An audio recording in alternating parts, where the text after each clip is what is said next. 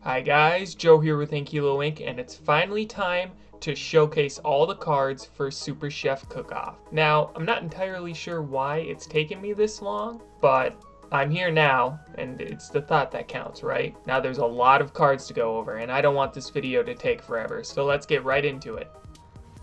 Okay, so there's a lot of different ways that I could actually showcase the cards. We could go off their secondary types. Well, Breadsticks doesn't have any. We could go off their secondary type and look at the cards through those secondary type, or we could do it based off value, or even just in card order. What I've decided to do is we're going to look at them based off the value, with some exceptions here and there, which I'll explain as we get to them. So, Breadsticks. It's one of the few cards that needs to be played to a specific customer to get its effect off, which means its effect is really good if you can play it to the correct customer. So while it's on the table, if it's played to a customer with a base dollar value of 1, your max hand size is 5, which is pretty big. Then we have Ice Water, frozen drink, Breadsticks being a starter type, forgot to mention that. Just for reference, I should probably explain the cards a little bit. You have food value, which you total up at the end of a round, and for each lane, whoever has the highest food value in that lane wins the customer. Primary and secondary types, you can also see them down here. Primary types are in the brackets, whereas secondary types are not. You can only have one primary type per lane, per customer. One drink, one main, one starter, one side, you know, that type of thing. There are exceptions to the rules. And then the secondary types, customers will like and hate certain types. So, you know, if a customer likes frozen and hates spicy, Ice Water would gain 1 value when played to them. Ice Water's ability is a bit complicated. Essentially what it is after one turn of being on the field, being on the table, specifically during your turn, you can swap it out for any card in your waste pile or the discard pile. And you still have to follow the regular rules as if you were playing that card, so you can't play 2 mains to a customer like we just talked about. It still has to, it's almost as if you're playing a card from hand. It's a pretty interesting ability. I feel like it's really good, but neither me or Devin has really utilized it to the full effectiveness, I think. So now we have Soda, just another drink. From now on, I won't really bring up the primary type and secondary type unless it's crucial to the card. At the end of the round, if you lost the customer it was played to, you get to choose 2 cards from your waste pile and then put them back into your hand. A pretty good refresher card. With this, you're getting some cards back that you've already played. Those could be important combo pieces or just very good cards, generally good cards that you might want back. And then our last cards for the 1 value, Gelatin, which used to be called Jello, as its flavor text would imply. I changed that because Jello is trademarked or copyrighted, whatever the correct term is.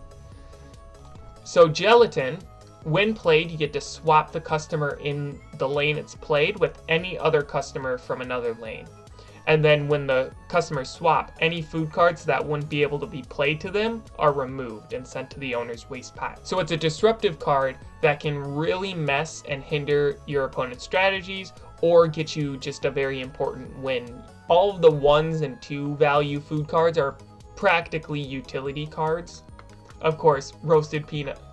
Of course, roasted peanuts is going to be an exception to that. So roasted peanuts, if it's the first food card played this round, that means you have to be going first, and it has to be the first card you play during a round. If you play another card first, its ability does not activate. It increases its value by 3. So, you know, it can go up to a 5, but it's not the best card in the game. It's just there, kind of. Then we have steak fries. At the end of the round, if you lost the customer, you get to return all your other foods in that lane that steak fries is played to back to your hand. So this is kind of an alternative version to Soda. The difference is it really depends on what you have played with steak fries. You know, you could be getting some really good cards back, or you could be getting, you know, not the best things. Whereas with Soda, you get a little bit more freedom as to what you're picking and what you're getting back. Then we have Baked Chips. Baked Chips is a very interesting card. When played, you get to search your restaurant for another copy of Baked Chips. Baked Chips gains 1 value for every copy you have on the table. Meaning, if you have 3 baked chips on the table, they all are 5s. Glazed Donut, one of the very first, meta-defining cards. It was really strong when I first made it. It's gone through a bunch of debuffs, but I still think it's pretty good. This is one of the first cards that future Editing Joe has to step in and talk about. Some of the cards went through some balance changes between the making of this video and editing it now, so I figured I'd just hop in and talk about the newest version to keep everything up to date. Everything's pretty much the same, only I removed the cost limit. So when Glazed Donut is played to a customer that has a dollar value of 2 or less, you can choose one of your opponent's foods, that's any of them, and just straight up remove it and send it to their waste pile. So it's a very strong ability if you can play it to the correct customer. Egg Salad. When played, you get to remove the ability of any other food on the table. That could be yours or your opponent's. Sometimes, for the most part, you want to choose your opponent's, but there are a few cards that Egg Salad combo well with. Onto the 3 value foods, we've got chicken strips, which increases the value of this food by 2 if it's the only food with the meat type in this lane. Apple slices, another very complicated card. So while on the table, if it's played to a customer with a base dollar value of 1, once every turn, you can change the primary type of a food on the table, meaning the bracketed types. Type changes made through this ability are affected by the normal rules for playing a card. If the target food has multiple primary types, only change one. While it can be a hard card to actually use, if you can get that ability off, you can get a lot of value with that, especially if you pair cards that can't usually be paired together. You can really overwhelm your opponent with it. We're gonna actually take a bit of a detour, and we're gonna go over one of the 3 sort of archetypes set 1 of Super Chef has. So the breakfast cards have kind of 2 goals in mind. Some of the breakfast cards, specifically 2 of them, search for other breakfast cards. The rest of the breakfast cards have abilities that activate when drawn through abilities. So when they get searched for and added to your hand. So pancakes here, when played, you get to search your restaurant for a food card that has both the side primary type and the breakfast type, meaning it has to have this breakfast secondary type, and then it needs to be a side primary type. So this is kind of a centerpiece to the archetype. Speaking of side breakfast cards, we have crispy bacon. If this card is added to your hand by any ability, so whether it's searched for specifically or drawn from like a play this and draw 2, anything that would draw it activates this ability. You reveal it to your opponent, then increase the value of one of your foods on the table with the breakfast type by 2. So this is a buffer card for the breakfast archetype. It increases the value of their other foods, which the breakfast archetype kind of struggle with. A lot of their cards are very low value. So this is a very good one to pair with that. Then we have sausage links. So it's got the same requirement as crispy bacon. When drawn through an ability, activate its ability. How it differs, you discard a card from your hand when revealed. If the chosen card you discarded was a special card, the red cards, which are basically the spells of Super Chef, you get to play any card from your hand that has the breakfast type, including sausage links, for free. Sausage links is a very good way of filling the table with your breakfast cards, which again helps because the breakfast cards struggle with the fact that they don't have high value food cards. So just having more of them in play works really well. Sunny Side Up. Now Sunny Side Up does the same thing as pancakes. The difference is that Sunny Side Up lets you search for any breakfast food card. The downside is that it's got a lot less value than pancakes did, which pancakes had 5. Orange Juice, a utility card for the breakfast archetype. It's got the same requirement as crispy bacon and sausage links, with its effect being, when revealed, you get to choose a card from your waste pile that has the breakfast type and add it to your hand. Now, because that breakfast food card was added to your hand, if it's got an ability that activates when added to your hand, it would activate. So this is another way of activating those breakfast abilities while also recycling some of your combo pieces. Then our last breakfast card for set 1 is Pineapple Rings. If it's drawn through an ability, you must play it. You have to play this card. And this does count as playing a card. So this is a very top heavy, if you draw it, you have to play it. Then, if it's played using the above ability, you get to swap the base values of this and another food on the table. Any stat changes on the chosen cards do remain, however. So let's say there's a premium steak on the table. That's an 8 value card. Playing Pineapple Rings, which swaps Pineapple Rings 4 and the premium steaks 8. So now you have an 8 value card, so it's a very nasty card, but it does have some drawbacks associated with it. Now onto the 4 value food cards. We've got Hot Dog. Hot Dog has a very generic ability. The value of this food can't be changed in any way, negative or bonus. You know, it's not going up, it's not going down. So it's just a generic 4 value essentially. However, this food can't be played to customers that like meat, fruit, or vegetable types. The reason why that is there's a bit of a joke that if you read the flavor text, you know, you don't really know what's in a hot dog, and people who like, you know, real meat and, you know, fruits and vegetables and the like, they are not going to want to eat a hot dog. You know what I mean? It's just a joke. If you notice, hot dog doesn't have the meat secondary type. It's just a bit of a joke. Same with corn dog. Very similar to hot dog, but it's got 1 extra value. Its ability is a little improved and a little worse. So the value can't be lowered, so corn dog can have its value increased. However, corn dog can't be played to customers with the expensive primary type. Now we'll get into expensive customers later. You know, you're getting a slightly better card with a slightly worse drawback. Then we have coffee. Coffee is just a generic, when played, shuffle your hand into your restaurant and draw 4 cards. It's just a good recycling card. There's many uses where you have a dead hand or a hand you don't want to use, and coffee comes in to save the day. Then we have frostbite. While on the table, your opponent's food cards in this lane don't gain value from customer likes. Increase the value of this food by 2 for every card your opponent discards, because they have a brain freeze. So a bit of a generic disruptive card. Now, our first no ability card. Very few, I think there's like 3 cards in the game that have no abilities, and they're just meant to be generic deck fillers, essentially. So Cinnamon Roll, it's also, I think, our first double primary type card. Vanilla Ice Cream Cone.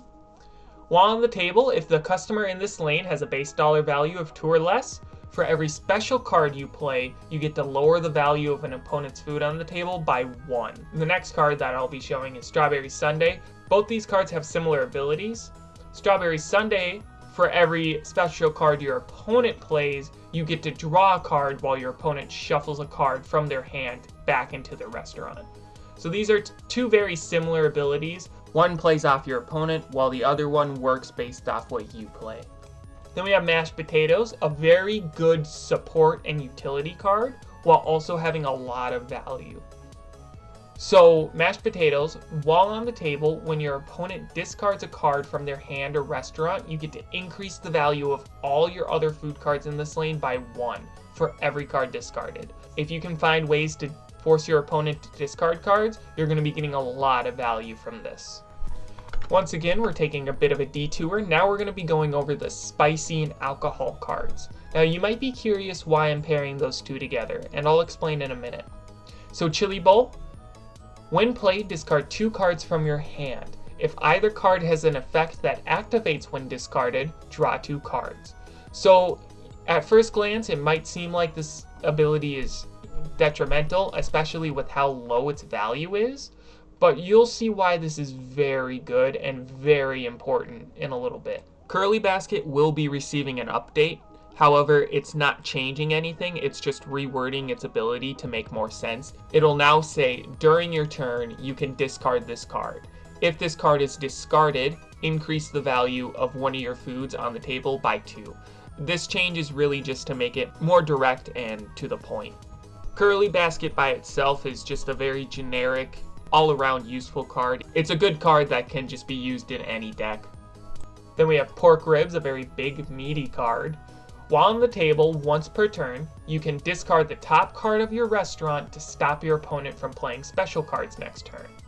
If you discard a card with the meat type, remove the ability of any other food on the table. But stopping your opponent from playing special cards is also generally useful. So Beef Stew is a part of the kind of soup group of cards. They're not really an archetype or anything, they just share a common ability, which lets them send another food on the table that has a specific type. In Beef Stew's case, it's a spicy type food card. You send that card to the waste pile and you get to play this food for free. However, Beef Stew, you have to do it to play this card. While on the table, at the end of your turn, either discard a card from your hand or lower the value of this food by 2. So it's a very high value food card, The downsides that it has is that you're discarding a lot of cards depending on how early you're playing it. So all of the spicy cards that we just went over were related to discarding. And that's kind of their gimmick. They all like to discard cards, whether it's themselves or other cards, whatever it may be. And that's where the alcohol type comes in. All the alcohol cards either have really mediocre or detrimental abilities when played or just when they're on the table, but they have amazing abilities when they're discarded. So Pina Colada, when played, both players must discard the top card of their restaurant. If it's discarded, you get to choose a lane and send all foods with a current value of 3 or less to their owner's waste pile. Now, depending on what your opponent has in a lane or how well you've been able to lower the value of food cards in that lane, this could be very big. It's a very big removal card if you can create the right circumstances. Then we have Vodka Lime Soda. When played, you get to discard a card from your hand, and if it's discarded, you get to look at your opponent's hand and choose a card for them to discard. Craft Beer. While on the table, all likes that a customer in this lane has are changed into hates. If this food is discarded, lower the value of an opponent's food on the table by 3. It has some uses when played, it's got some uses when discarded, it's just another very good generic. Now there are some stronger alcohol cards, we'll hold off on showcasing them for a little bit. Triple Stack, another no ability card. Then we have Chicken Noodle Soup. Like I was saying earlier, the soup cards, you get to send another food you have on the table that has a specific type. In Chicken Noodle Soup's case, it's a meat card, to the waste pile to play the food card for free, though some food cards require you to discard a card to play them. Now the rest of Chicken Noodle Soup's ability is actually really interesting. It's another ability that activates when you lose the customer, only this time it's a negative to you. Your opponent gains an effect, which is drawing 2 cards. So you want to play Chicken Noodle Soup for free, and you want to make sure you win the customer you're playing it to. Otherwise, your opponent's going to benefit from your mistake. Then we have the 2 pies. They want to be the last cards played during a round. So just like Roasted Peanuts, which had to be the first card, these 2 pies, you need to be going last in a round, and this has to be the last card you play in that round, or last food card. So Blueberry Pie gets to increase the dollar value of a customer it's played to by 2, whereas Apple Pie gets to remove all secondary types from either your foods or your opponent's foods on the table. So Apple Pie has a bit more of a generic to, not very good ability, but has higher value, whereas Blueberry Pie has lower value, but has a very good ability. Then we have Grilled Burger. Triple Stack and Grilled Burger are kind of opposites.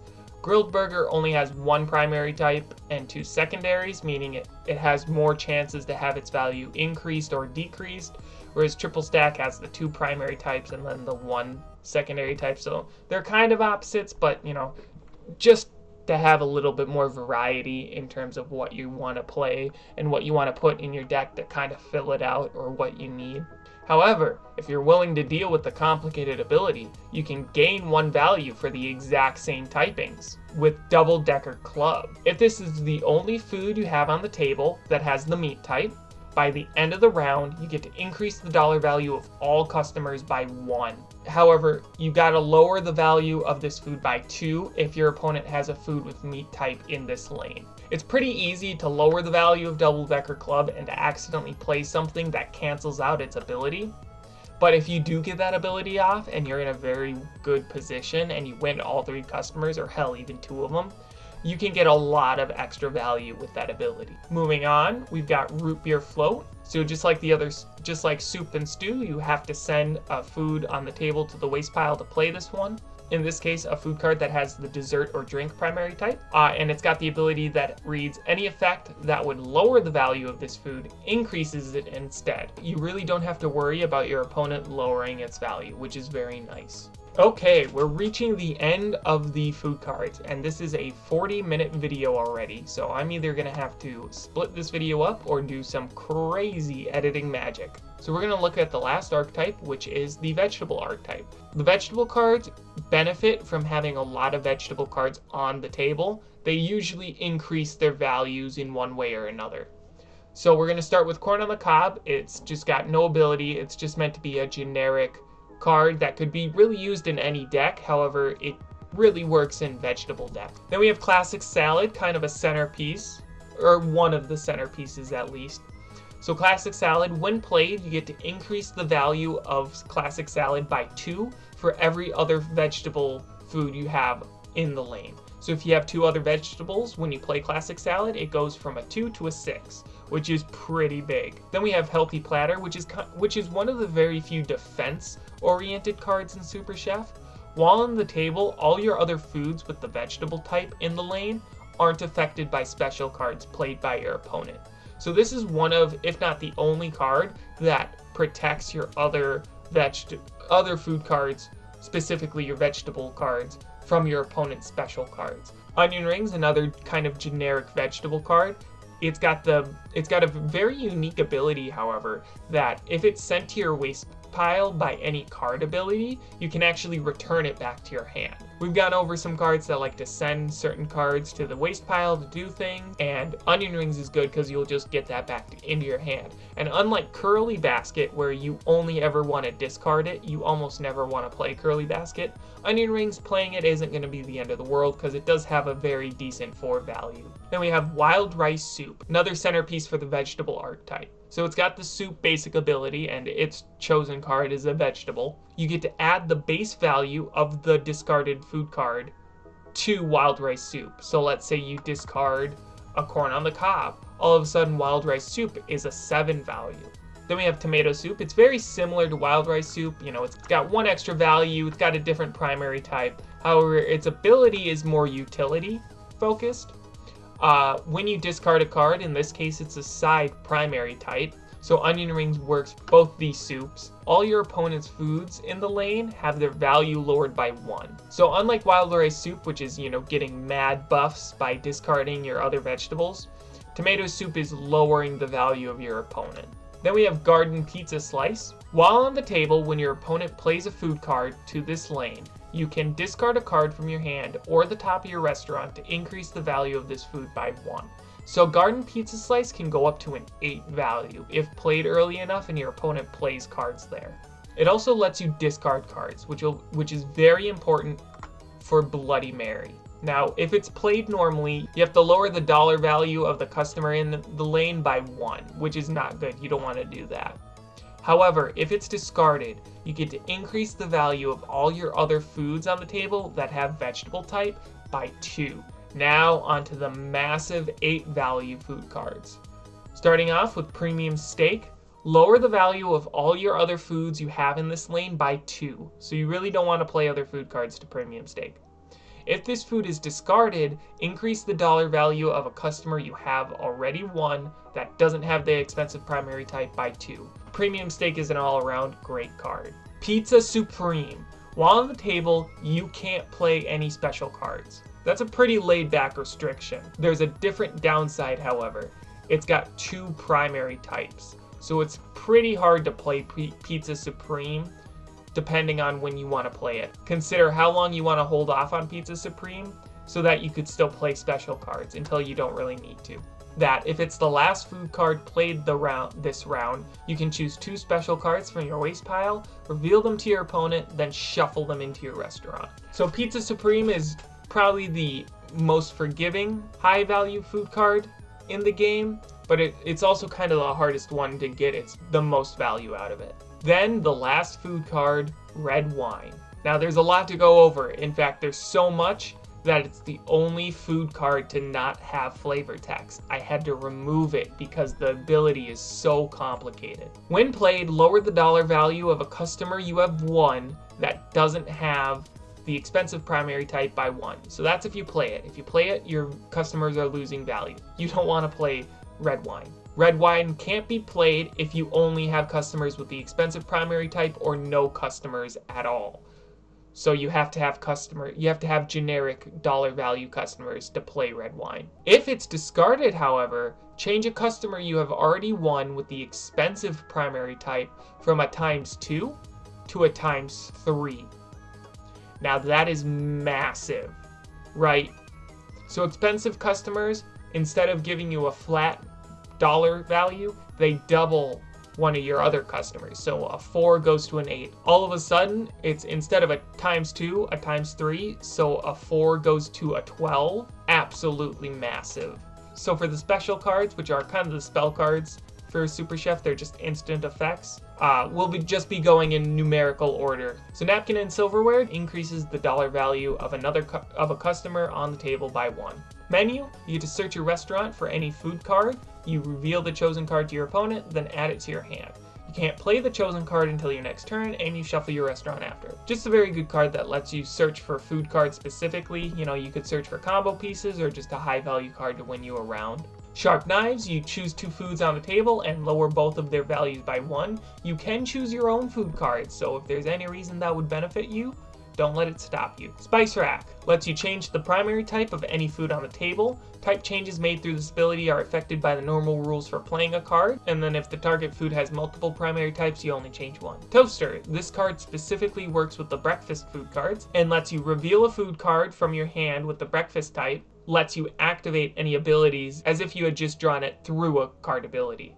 Gives you another chance to activate some of the effects of the breakfast cards. Potted plants, which works with the vegetable archetype, increase the value of all your foods on the table that have vegetable or fruit type by 1. Convection oven, discard a food card in your hand, then add the base value of the discarded food to a food you have on the table. If the discarded food had the meat type, also draw 2 cards. Now freezer fridge unit kind of went through a rework, so now it reads, shuffle a card from your hand into your restaurant to shuffle a food that's on the table into the owner's restaurant. If the target food has the frozen type, do not shuffle the food, but instead increase the value by 3. When I first made freezer fridge unit, I wanted it to kind of work with the frozen type, simply because, you know, it makes sense, it's a freezer.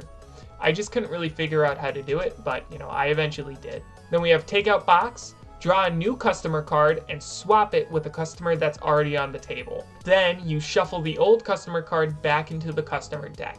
Any foods that wouldn't be able to be played to the new customer are sent to their owner's waste pile. So if you got a customer that you don't want to deal with right now or you want to save for later, you can play this and swap them out. Trash bag, your opponent must discard 2 cards from their hand.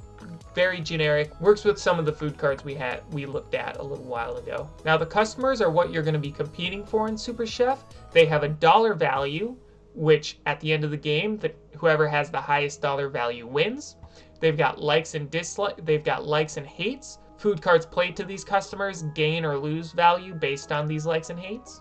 And then they usually have an ability, though little kid does not in this case.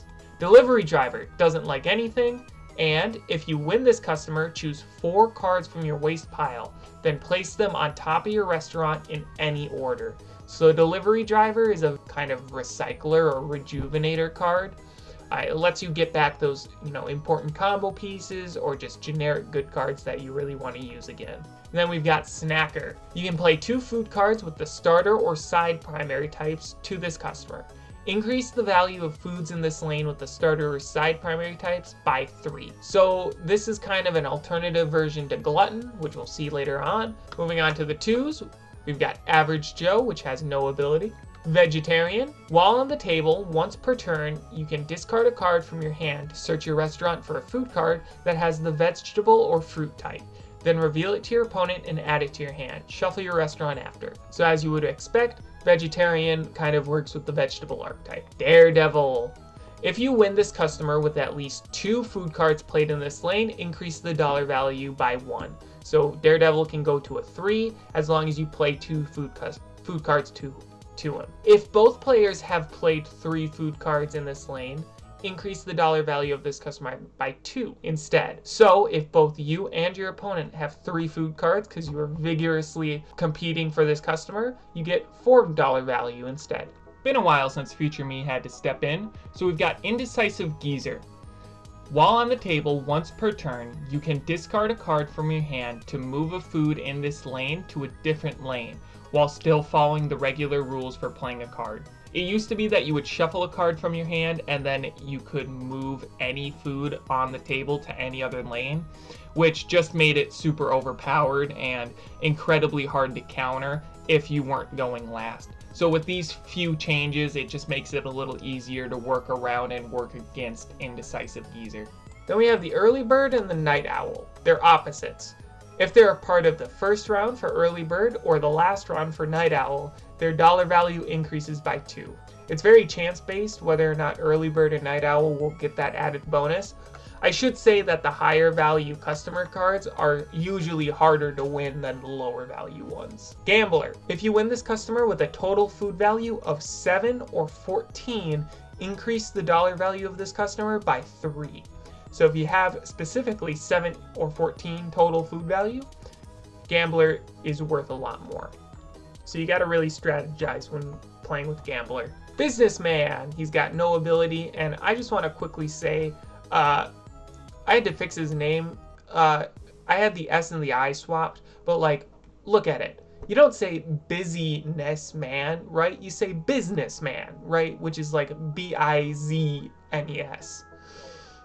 And then, you know, you like add the U in there because English, but like, English is weird, man. Glutton. This card is very similar to the Snacker, which we saw earlier, only you can play 2 food cards with the main primary type instead of the starter or side. And it increases the value of main primary type foods by 1 instead of 3. Family Outing. This card is specifically designed to work with customers with a dollar value of 1. All other customers you have won with a base value of 1 have their value increased by 1. So this gives you kind of an option to work around a $1 value customer deck, because then you could win Family Outing and all of those go to 2s. Not sure how viable of a strategy it is, but if your opponent also plays Family Outing, all of those go from 2s to 3s, so it could work. Rich Elite. You can't play food cards with a base value of 4 or less to this customer. Food cards can be moved to this lane, however, so like Indecisive Geezer could move food cards to Rich Elite. Sports Fan. Any foods in this lane with secondary types that this customer hates have their values lowered by 3 instead of 1. So Sports Fan really hates what he does not like. Dine and Dash. If you win this customer with a total food value of 13 or higher, lower the dollar value of this customer by 2. So this one can be very hard and tricky to he's like an eel. If you give him too much, he'll just sneak away. So you gotta be careful with Dine and Dash. Finally, on to the expensive customers. Just to recap, expensive customers, instead of giving you direct dollar value like 1, 2, 3, or 4, they double the value of other customers, and you can't stack them. So it's one expensive customer per regular customer that you've won. We've got Food Critic. You can only play 2 food cards to this customer. Oh, and because they're expensive, which is what this icon is, they only have two secondary types to either like or hate. Friendly Regular. You can only play food cards that you have a copy of in your waste pile to this customer. Foods played to this customer gain 1 value for every copy you have of it in your waste pile. So if you got a very discard heavy deck, Friendly Regular might be a good idea to include. Taste Tester. Foods in this lane with no ability gain 3 value, while foods with abilities lose 1 value for every secondary type they have. It's a bit convoluted, but it's basically meant to kind of help you make a no ability deck in case you want to do that. Picky Eater. Once you play a food card to this lane, any other foods you want to play in this lane must have the same base value as the first food card you played in this lane. So let's say you play a 5 value corn dog to Picky Eater, which you wouldn't be able to. Let's say you play a 4 value hot dog to Picky Eater. Any other food cards you want to play to Picky Eater must have a base food value of 4 in order to be played to Picky Eater. Alright, and with that is every single card in Super Chef. All 80 of them.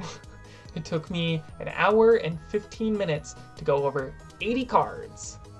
Pretty wild, but you know, thinking about it, I did do like 8 different videos all about, 10 to 20 minutes for Phytora, and that was only 20 additional cards, so it's a lot to go over, a lot to read.